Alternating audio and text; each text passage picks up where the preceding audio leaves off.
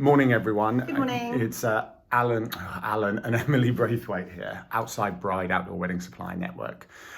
So we were very excitingly invited by the Law Commission to a review on the reform to the law for where you can get married in the UK, England and Wales, weren't we?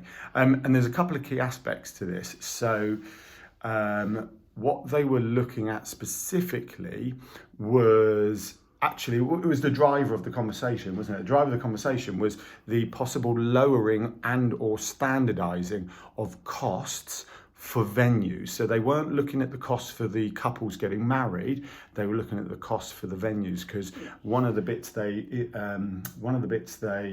kind of led with was it can cost over £1,000 difference between sort of London and outside of London. Actually, London being cheaper, interestingly, to get your licence, wasn't it? The whole reason this came out was obviously last October, when the budget came out, it was asked by the Chancellor to look at the reform, looking at lowering the cost of weddings. And that was a very generic across the board. I think we all assumed it was going to be towards the couple, isn't it?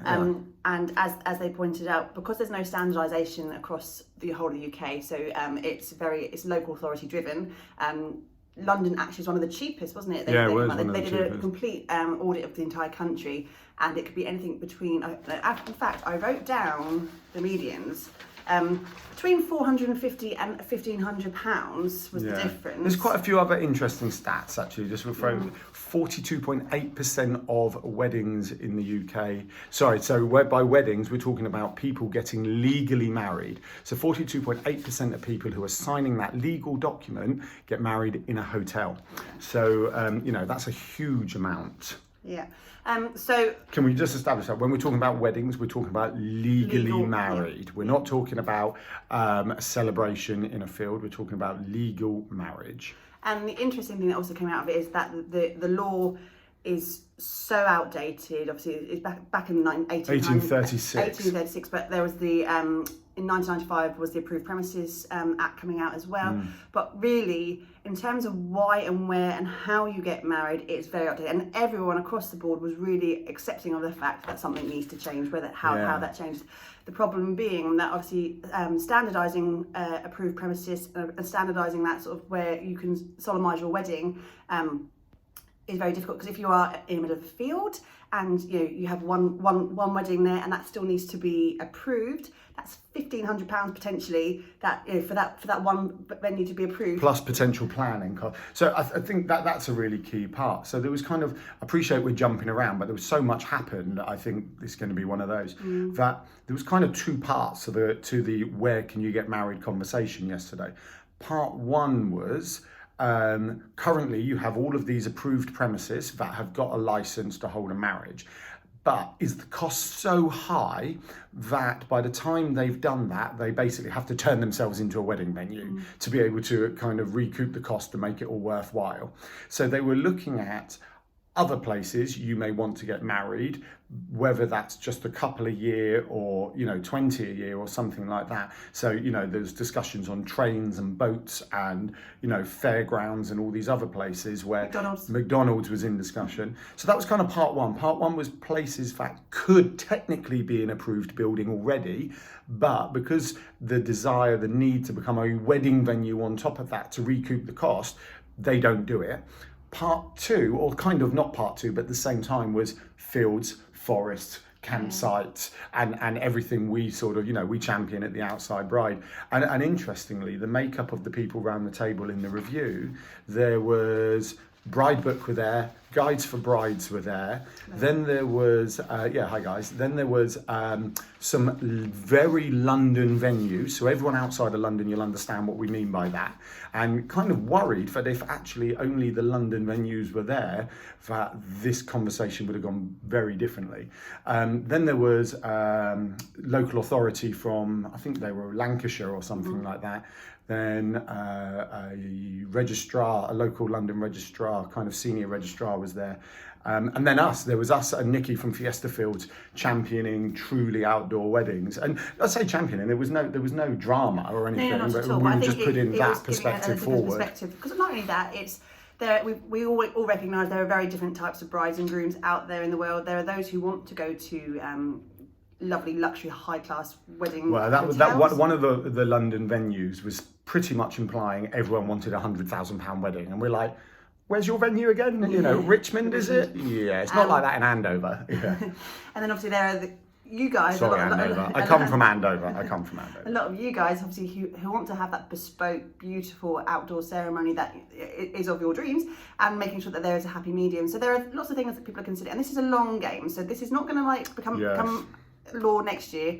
This is a long game. So we started the consultation yesterday. They put when it was summer 2021. You're just it? jumping on all of my I'm points. sorry, darling. I'm sorry. I even knew you were building up to it, and The consultation paper is coming out in spring next year, where it will go to public consultation, so everyone will have an opportunity to put their views across.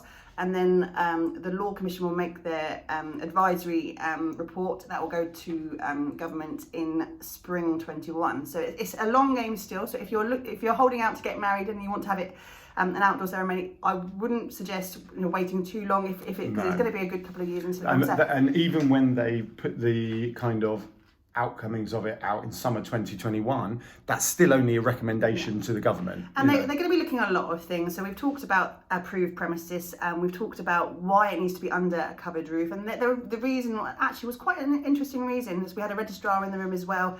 And it's not the person, it's not why it has to be over covered, it's protecting the book, the legal book, which is hundreds and thousands of years old, whatever. They have to protect that. So I understand their concerns, but there are ways we can get around things. We're in 2020. Well, I think everyone accepted we were in the modern world. It needed to change. Interestingly, and I felt there was quite a broad, not a totally representative of the demographic of the UK, but there was certainly a relatively broad demographic around the room.